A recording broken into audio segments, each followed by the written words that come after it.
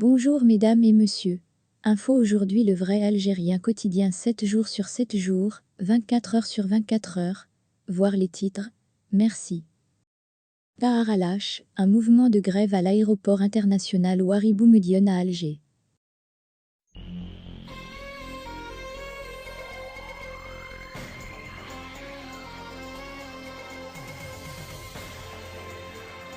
Un mouvement de grève du personnel de la Société de gestion des services et infrastructures aéroportuaires, SGZIA, est en préparation à l'aéroport international Ouari Boumediene à Alger.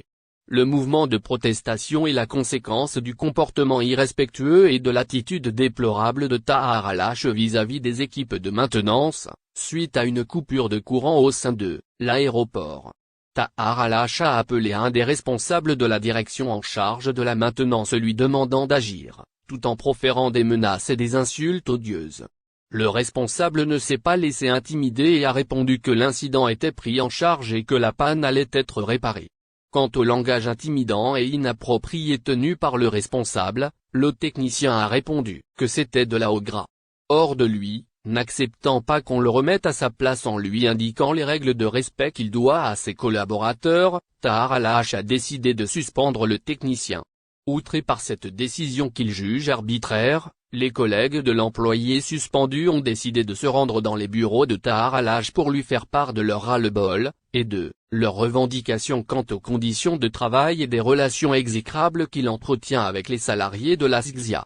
En plus de la réintégration immédiate du malheureux technicien suspendu sans raison réelle, les salariés de la SGZIA très remontés ont demandé l'amélioration de leurs conditions de travail, la réinstauration de leur prime panier dans le salaire. Plusieurs syndicalistes, à l'image de Seftah Fodil et Amar Baghdadi dont le mandat a pourtant expiré, ainsi que le directeur par intérim de la maintenance, ont tenté de jouer les intermédiaires en assurant que toutes les demandes avaient été acceptées par le président directeur général de la SGZIA, sauf que, connaissant ces fausses promesses, le personnel a exigé une réponse officielle écrite et signée par al-Ash pour cesser tout projet de grève.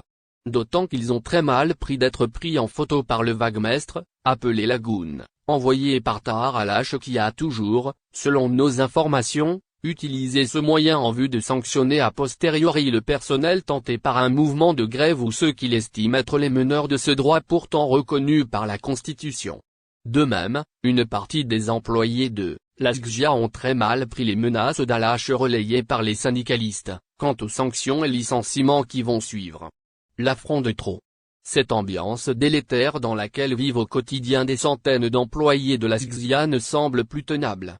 Le préavis qui court jusqu'à dimanche risque de voir les activités du principal aéroport algérien s'immobiliser à cause d'un seul homme, Tahar al-Ash. Si la justice, les services de sécurité, ou services du gouvernement n'ont pas été capables de limoger celui qui traîne entre autres des dossiers de corruption, d'abus de biens sociaux et de mauvaise gestion, peut-être que nos employés de la SGZIA arriveront à déloger Tahar al-Ash, et ce ne serait que justice nous indique-t-on de l'aéroport de Dar el